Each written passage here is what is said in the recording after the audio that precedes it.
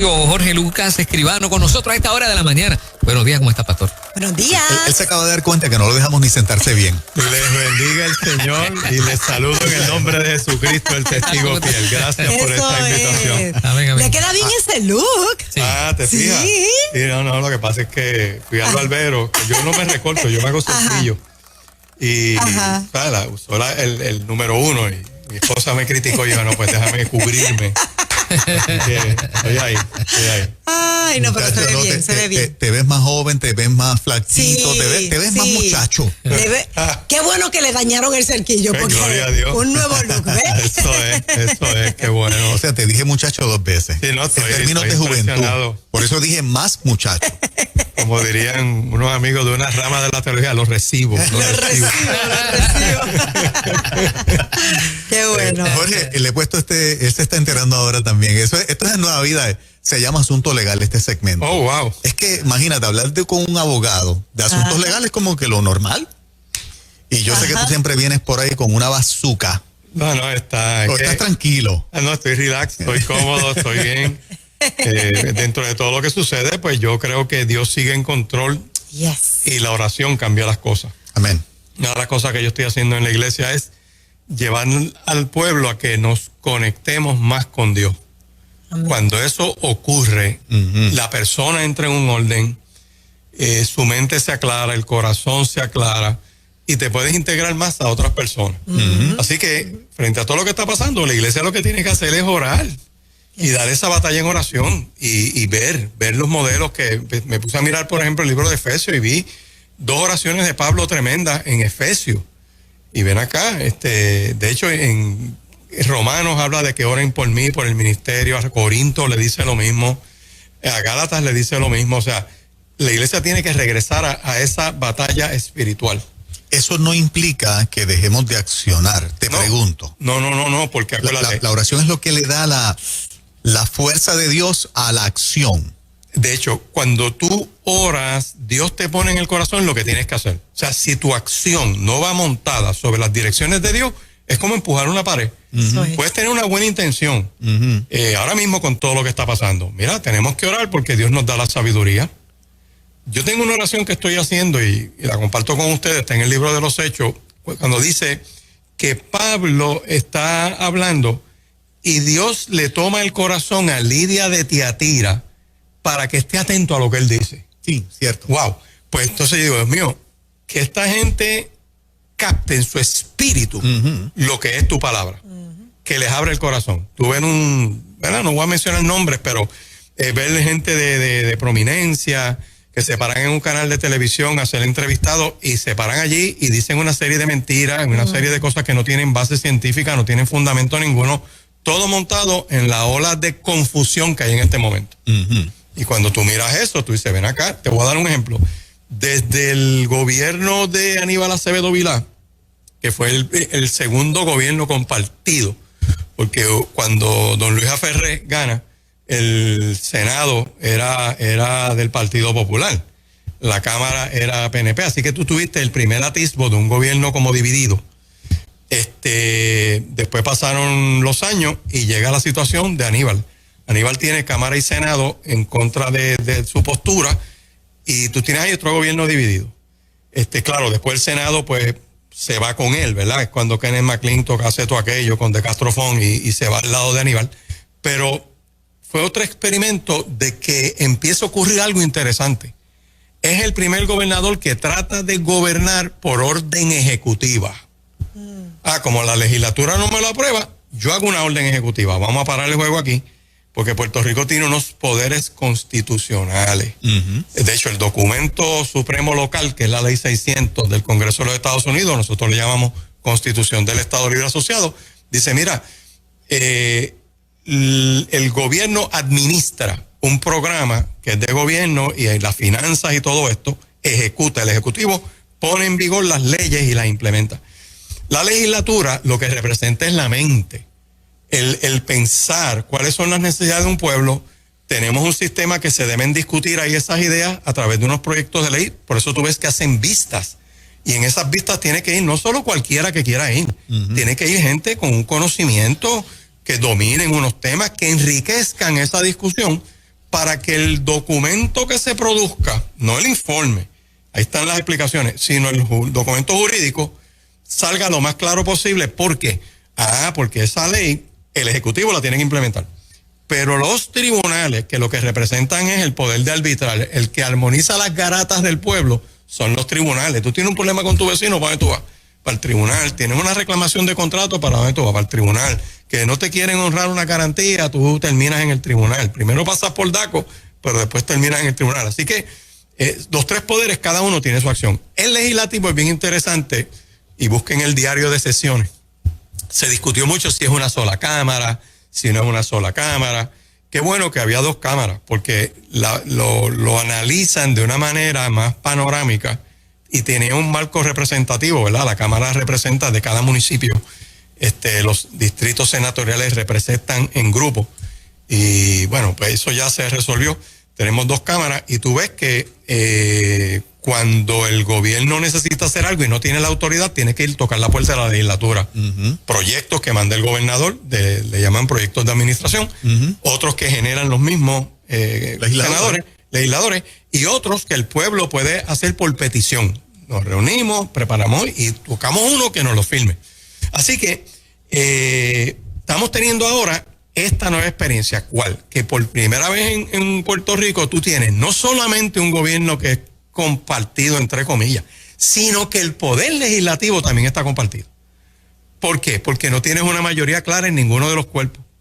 Así que lo que se necesitan son destrezas de comunicación, destrezas de negociación, usar el más común de los sentidos, que es el sentido común, para tú agarrar toda esta gente como el gran equipo y tratar de armonizarlo a que trabaje en equipo. El problema es que cada cual tiene su agenda y es lo que estamos viendo.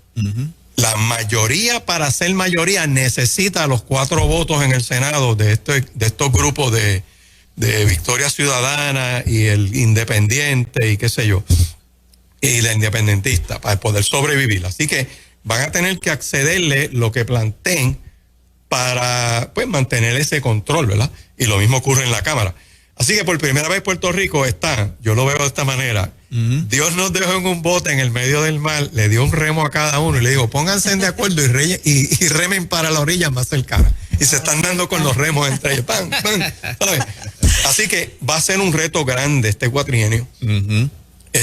Y por eso yo quiero, ¿verdad?, comenzar con un comentario sobre el pleito que instó la senadora Joan Rodríguez y Lizy Burgos, la representante, porque por primera vez en la historia de Puerto Rico alguien dice, ven acá, gobernador, tú tienes que respetar el poder de la legislatura. De hecho, en el año 80, cuando Romero gana por segunda vez, que fue el revolú de Valencia y todas las críticas, el Senado era del Partido Popular. Y Romero hizo algo. Romero dice, mira, yo no voy a mandar mis nombramientos para allá para confirmación porque como ya yo estaba gobernando, ¿qué hago? Pues yo dejo los que están. Y don Miguel, era el presidente del Senado, don Miguel Hernández Agosto, lo demanda. Tú ves ese caso de Hernández Agosto versus Romero Barceló. Y ese caso es bien interesante porque el Tribunal Supremo entra a armonizar esa pelea y dice, mire, don Carlos, aunque a usted no le guste esto, la legislatura tiene un poder constitucional y esto es un nuevo cuatrienio. Y esta legislatura necesita pasar juicio sobre el nombramiento que usted va a hacer. Que usted quiere dejar lo mismo, pero lo tiene que mandar. Y mira, yo creo que muchos se los confirmaron, o sea, no hubo gran controversia. ¿Por qué? Bueno, obviamente la madurez de don Miguel era otra, ¿sabes? Era otro sentido. Y los que están en ese mundo político saben que esto es una machina. Hoy tú estás en el poder, en 4 años está ella, a los otros 4 años puede estar esto. Cualquiera puede ser gobernador en Puerto Rico, como están las cosas. Así que este pleito es buenísimo porque dicen, mira, den a respetar ese poder constitucional y nosotras salimos electas y quiere usted aprobar vía orden ejecutiva algo que no está en la ley. Estando tú en el sistema por tantos años, se supone que el estilo que utilizó Proyecto Dignidad es tipo que el tribunal tenga que decidir rápido. Es un recurso especial que lo tienen que atender. Se llama Todavía recurso, no lo han atendido. No, ya hubo vista y ya le dieron unos días al gobierno. Que tiene que... sí. O sea, ellos tienen que fijar, le dieron 10 días, que ya van como por el 7º día, deben estar volviéndose locos en el Departamento de Justicia, a ver cómo contestan ese tostón.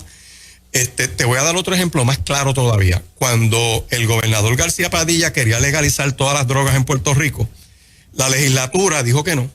Y lo ignoraron, porque él se paró allí. Yo vi ese discurso cuando él dice, mándenme el proyecto mañana, que yo se las voy a legalizar todas de un plumazo. Así de fácil. De hecho, es dueño de gran parte de esos dispensarios de cannabis, para que lo sepan, o tiene intereses en eso. Y empezó con las órdenes ejecutivas, hizo la orden del cannabis. El primero, detrás entra Rosselló, y nadie se leyó el programa de gobierno del Partido Nuevo Progresista, que tenía 2 párrafitos nada más. ¿Y qué hizo Ricardo Rosselló? Dejó la orden de García Padilla, no hizo nada porque estaban empastelando bien cómo aprobar la ley, repartirse una gente ahí, los dispensarios que tú ves por ahí. Y rápido, a los 3 o 4 meses de ser gobernador, aprobó una ley del cannabis medicinal. Lo que te pasaban por televisión, que era un nene todo con perlesía cerebral, estos son casos extraordinarios, el de la quimioterapia. Hoy en día tú te miras el reglamento que aprobó el Departamento de Salud. Tiene como 15 condiciones y una de ellas es un zafacón. Cualquier otra causa que el médico determine que sea necesaria para que te den este cannabis. Así que empezaron con orden ejecutiva, le metieron una ley que no hay investigación ninguna, son casi 0 proyectos de investigación, todos brincaron a la dispensación. Dispensación es que te lo dan, no es recetado. Nadie receta cannabis en Puerto Rico porque no es un medicamento aprobado.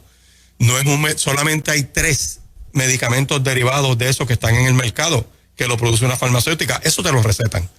Pero todo lo demás, todos esos aceites, todas esas cremas, todos esos muffins, todas esas galletas, eso es como un producto natural, que el pote te dice, mira, esto es vitaminas, pero no es medicamento, no cura nada y no está aprobado.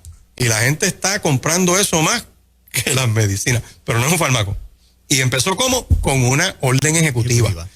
Eso le llaman soft law. O sea, esas órdenes ejecutivas van dirigidas a las agencias. El gobernador le puede decir, mira, tú eres la de Hacienda, yo quiero que le enfatices en esto y hago una orden ejecutiva y te estoy dando las instrucciones, amarrándote ahí, tienes que hacer esto. Pueden hacer eso. Pero soslayar el poder constitucional de una asamblea legislativa, eso no se puede hacer. Y este pleito es buenísimo porque trae a la discusión ese issue. ¿Piensas que los sombreros políticos del sistema judicial se quedarán a un lado y juzgarán esto conforme a derecho? Porque pues, si sin ser ducho en el tema, tú sí lo eres, si se fuera a seguir lo que fue la ley 62, como se estipuló, se supone que entonces la orden ejecutiva no tenga ninguna validez. Lo que pasa es que, ¿verdad? Por la magnitud de todas las... Esto es como un diamante que le da la luz y tú ves los colores. Yo no puedo decir por radio todo lo que esto implica, porque no quiero adelantar un criterio, y lo tengo. Sí. Y lo puedo decir, y después cuando apaguemos los micrófonos, pongan la música, pues te doy un microcurso de esto. Pero lo bueno de o sea, los tribunales tienen que mirar, los jueces cuando juramentan, juramentan defender y proteger la Constitución de Estados Unidos y Puerto Rico. Y ese es el documento que organizó a Puerto Rico socialmente. Tenemos que respetarlo. Lo menos que se enmienda es una Constitución, porque se trata de perpetuar en la mentalidad judicial, ajustar las decisiones a lo que garantiza ese documento. Y el pleito, cuando los jueces vean eso, van a decir, oye, ven acá, ¿qué pretende esta orden? ¿Qué leyes están vigentes? ¿Qué se supone que cumplan las leyes? Esto es una preciosa demanda, una redacción prístina, clara, es como un láser que va directo al punto. Y estas 2 legisladoras dijeron, mira, nos están privando de ejercer nuestra labor como legisladoras. Porque aquí ahora están legislando por la puerta de la cocina con una orden ejecutiva. Tremendo tema, porque lo hizo García Padilla, lo hizo Carlos Romero Barceló, lo hizo Alejandro, Luis Fortuño, Aníbal. En su momento. Fortuño puso unas órdenes también. O sea, todos estos contratos, la privatización, toda esta cosa. ¿Por qué tú crees que declaran un estado de emergencia? Porque cuando tú declaras un estado de emergencia, tienes un margen para guisar y repartir contratos sin las trabas tradicionales que pone la ley. Y no olvídate de la subasta, y ahí es que está el guiso. Tú sabes, porque cuando me venga a auditar el contralor, yo digo, había una orden ejecutiva, esto es una emergencia, yo no tengo que ir para allá. Y búsquense en las opiniones del Tribunal Supremo, imponiendo subasta, le dicen a los municipios, tú haces esto, y es más, y no registras el contrato en la oficina del Contralor, ese contrato es ilegal. No tiene como estrategia Pierluisi haber declarado una emergencia nacional en educación para salir bien de esta demanda. La acaba de declarar hace una semana. No, y puede seguir declarando todas las emergencias que él quiera, pero tú no legislas en base a declarar la emergencia. Tú no legislas en base a crear una nube. Tú sabes, ahora todo es una emergencia. Uh-huh. Mira qué sencillo es. Yo no te puedo decir con las personas que hablé, pero hablé con estas personas que, ¿verdad?, tienen poder y autoridad. Cuando yo miro al tipo y le digo, ven acá, perdón, al caballero le digo, mira, ven acá. Esa declaración de violencia, fíjate, de género, eso es un engaño. Porque cuando tú te lees esa orden del gobernador, te lees la orden de la gobernadora anterior, te lees el proyecto de ley 185, lo que han hecho es robarse las estadísticas de las mujeres. Y esto es género. Ven acá, ahora las mujeres no son mujeres, son género. Uh-huh. ¿Y cómo tú empiezas? Con una orden. Y como la prensa no piensa ni analiza, en Puerto Rico, yo lo digo con esa soltura, la prensa lo que hace es repetir. Es más, le dan unos talking points. Sí, claro. A alguien le da unos talking points y tú lo ves que repiten lo mismo y lo mismo. Hoy yo veía una entrevista a un senador, el hombre vino con un libreto incoherente. ¿Y qué hace la periodista para redondear? No, porque las Naciones Unidas está leyendo lo que le dieron. Sí. Vas viendo. Uh-huh. Y todo va repetido a lo mismo, repetido a lo mismo, repetido a lo mismo. Y el montaje que hay es tan fuerte que lo que tú ves es que la oposición de mucha gente en Puerto Rico por los medios, las llamadas que están haciendo al Capitolio están teniendo efecto, porque están en una campaña de medios. Y ya buscaron al gobernador que dijeron, yo se los voy a firmar, mándenme eso para acá. Está igual que García Pallida con el pasto y las drogas. Pues este está con lo mismo con la perspectiva de género. Sí. Tienen esa agenda para destruir la psiquis de los niños. Y nada, para eso están los tribunales.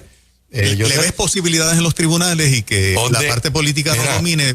¿Tú ves una victoria para Proyecto Dignidad en esta demanda? Desde el punto de vista legal. Bueno, eso, vamos a ponerlo de esta manera. Hay que esperar la opinión, porque el juez lo que les escribo le dije, yo voy a discutir esto con ustedes aquí, díganme por qué no voy a paralizar o no paralizar. Pero es lo único que él va a ver. Después pasa el caso a una sala regular de trámite normal de lo civil, que el que litiga en los tribunales en Puerto Rico sabe que un caso puede estar 2, 3, 4, 10 años. Wow. Por la naturaleza de litigación, ¿verdad? Ha habido mucho esfuerzo administrativo para que los tribunales puedan trabajar, pero mira ahora mismo con esto de la pandemia. Poca gente está yendo a los tribunales presencialmente, muchas vistas son por internet. Uh-huh. Entonces es positivo en el sentido de que esos proyectos no van a poder seguir adelante. Bueno, lo que pasa es que todavía no han llegado a los tribunales los padres. Esos son legisladoras que están argumentando que su poder constitucional se está limitando y tienen tremendo argumento y tienen que tratar en los tribunales de agarrar ese gato por el rabo y meterlo en un cubo de agua. O sea, eso es lo que tienen que tratar ahora. Hay que discutir ese hecho, porque la Constitución hay que respetarla. Exacto. Es más, un gobernador que trate de gobernar por decreto, pues depende de la babilla y de la fuerza y del respeto que se tenga a sí mismo una legislatura para hacer validar su poder constitucional. Exacto. Pero ellas se han quedado, ningún otro legislador se ha solidarizado con ellas, están solitas en esto. Porque acuérdate que cuando a muchos les conviene cuestionar las órdenes ejecutivas, aunque no de este tema para muchos legisladores, porque están de acuerdo con la ideología, en otros asuntos. Pero mira lo que va a pasar, y esto escríbelo en la pared, esto no es una adivinanza ni nada de esto, pero la escritura está en la pared. Ajá. Todos los independentistas, los de Victoria Ciudadana, van a copiar el modelo de Joan y de Lisi, porque cuando el gobernador les meta otra orden en contra de lo que ellos piensan, ¿qué tú crees que ellos van a hacer? Van para los tribunales también, o sea, están a conveniencia porque en este issue ellos no le importan los niños, no le importa el bienestar de los niños, ellos saben que están invadiendo el derecho de los padres, que están persiguiendo con ese proyecto 184 a los profesionales de la salud. Qué interesante, están tratando como enfermedad mental la homosexualidad y la atracción sexual del mismo género, porque estás enmendando el Código de Salud Mental. Qué contradictorio. Wow. El proyecto toca eso. El proyecto trata a los homosexuales como enfermos mentales otra vez. ¿Por qué tienes que enmendar el Código de Salud Mental para que no toquen los homosexuales? Porque para estos legisladores son enfermos mentales.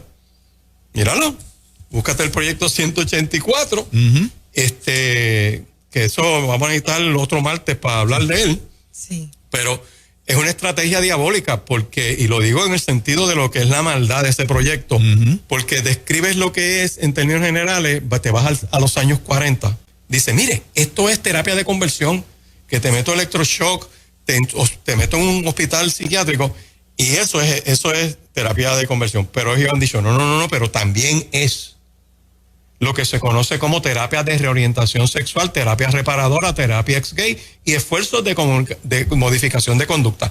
¡Pap! Y estás metiendo ahí lo que nosotros ministramos, la palabra de Dios. ¿Ok? Y la consejería. Y la consejería. Y los consejeros cristianos que usan una herramienta de fe. Se llama herramienta de fe. Además de las herramientas tradicionales. Acuérdate que la psicología es descriptiva. No puede ningún psicólogo influenciar en una persona para que decirle lo que tiene que hacer. Porque el momento que haga eso pasa a ser una religión. La gran diferencia entre esa consejería y una religión es que en la religión te dicen, así te dice Jehová, tienes que hacer esto es lo que dice la palabra. El pastor le dice a la oveja lo que tiene que hacer. Eso es una terapia bíblica sólida y de frente. Al pecado no se le da terapia, ni consejería, ni se medica. Licenciado, ¿y qué ocurre o qué ocurriría si los demás van al tribunal también? Porque allá hay un caso, ya hay varios casos en Estados Unidos que han declarado esas terapias ilegales, inconstitucionales. Porque a ti, como terapeuta, como trabajadora social, no importa lo que te diga el colegio ese de aquí, que eso es otro órgano de esos grupos, o el de los psicólogos, o el que sea, tú como profesional no pueden impedir tu consejo verbal, tu libertad de expresión, y ya los tribunales bajaron con unas opiniones bien interesantes donde dicen, mira, eso viola el derecho tuyo a la libertad de expresión bajo la primera enmienda, y que no te guste, porque fíjate que va dirigido al contenido. Esta gente no quiere que tú le hables a un nene que tenga unas tendencias a aterrizarlo a lo que se supone que sea su biología. Es sencillo. Y que no piensas como piensa el Colegio de Trabajadores Sociales, el convito que lo está, que de hecho debe haber otro Colegio de Trabajadores Sociales de los que no piensan igual, y así otros más, ¿verdad? Para que la gente se agrupe por lo que cree o por lo que piensa. Pero ya hay decisiones de los tribunales que están diciendo, no puedes meterte con el speech, con la libertad de expresión que tiene ese profesional. ¡Boom! Y este municipio allá en Boca Ratón, en la Florida, le dijeron, son ilegales esas ordenanzas. Y fue un tribunal federal, o sea, la fiesta se pone buena. Exactamente están copiando el modelo de Boca Ratón para callarle la boca. A los padres los convierten en criminales. Un papá que lleve a su nene a buscar esa terapia. Lo está maltratando, dice el proyecto. No, dicen que es un maltratante. Y hoy se llenaba la boca un senador diciendo que son 8 años de presidio en México. Pues flaco, empaca y vete para México. Y síguelo por allí para abajo. Pero a mis hijos, y yo en la influencia que tengo en mis hijos, lo decido yo. No le decide el Departamento de Educación, que de hecho te arrinconan porque tras que usan el departamento para abrirle la mente a un niño que entre en otro concepto de vida, ahora van y le callan la boca a los profesionales amenazándolos con la ley criminal, porque ellos lo incluyen también. Ahí se van al Código de Salud Mental y le dicen que es malpractice y vuelven a convertir en pacientes mentales a los que están atraídos por el mismo sexo u otras conductas, porque hay que ver los artículos que están escribiendo. Así que yo le veo tremenda oportunidad a este pleito de las senadoras. Muy bueno, porque está discutiendo no el contenido de la terapia ni nada de esto. No. Ellas están diciendo, yo estoy electa y tú no me dejas legislar. Exactamente. Y hacen un análisis precioso en esa sentencia, que si ustedes la pueden bajar de internet, es una escuela, porque dice, mira, en el pasado, legisladores hemos tenido que ir a los tribunales en esta serie de casos, y le da 7 ejemplos diferentes de cuando he tenido que tocar la puerta para que el tribunal obligue al Senado o a la Cámara a respetar mi derecho como minoría. Por ejemplo, eso de que yo hago un reglamento en el Senado o en la Cámara para amordazar a las minorías, perdóname, pero eso es inconstitucional. Y así, o sea, que este documento se ve que hay horas de trabajo, detalla el poder del Ejecutivo, el poder legislativo. Es un documento muy bueno, para dar una buena clase de derecho, para discutirlo en las escuelas bíblicas, porque la iglesia tiene que entrenarse en esto. Claro. Así que yo espero en Dios que... Buen ensayo de lo que estamos haciendo allí con estas dos legisladoras, saben lo que están haciendo y la parte legal se asesoraron súper bien, hicieron un research correcto para entablar esta demanda. Los resultados deben ser buenos. Trae al dominio público una discusión y la trae al foro judicial. Ya no es una opinión que tú puedas hablar por ahí. Por primera vez hay un argumento de frente diciendo tú no puedes hacer por orden ejecutiva lo que a ti se te antoja sin tocar base en lo que tú quieres hacer. O sea, pues mira que presenten un proyecto de ley enmendando la ley de... ¿Por qué tú te crees que Zoela Boy tuvo que ir a tratar de enmendar la sección 6.03 para meter este empantelamiento de abrirle la puerta otra vez? Bueno, el homeschooling ha hecho, ¿verdad? Es una gran muralla. Las iglesias escuelas que la van a tratar de eliminar. Esa gente no se va a quedar con los brazos cruzados, van a seguir persiguiendo y persiguiendo hasta que homosexualicen y lesbianicen todos los niños en este país. Todo el sistema. Jorge, gracias por estar con nosotros este rato, por hacer este análisis desde el punto de vista legal y el precedente importante que establece, ¿verdad?, para que la rama legislativa se dé a respetar y que el Ejecutivo no siga con sus órdenes violentando nuestro sistema, ¿verdad?, de derecho y nuestro sistema legal de cómo funcionamos como sociedad. Millón de gracias. Un abrazo a ustedes, Dios me los bendiga y gracias por la invitación. Siempre. Verdad, estuviste muy callado, pero está bien. La guardo para la otra. Yo creo que tiene un poquito de hambre. Yo creo. Pero lo resolvemos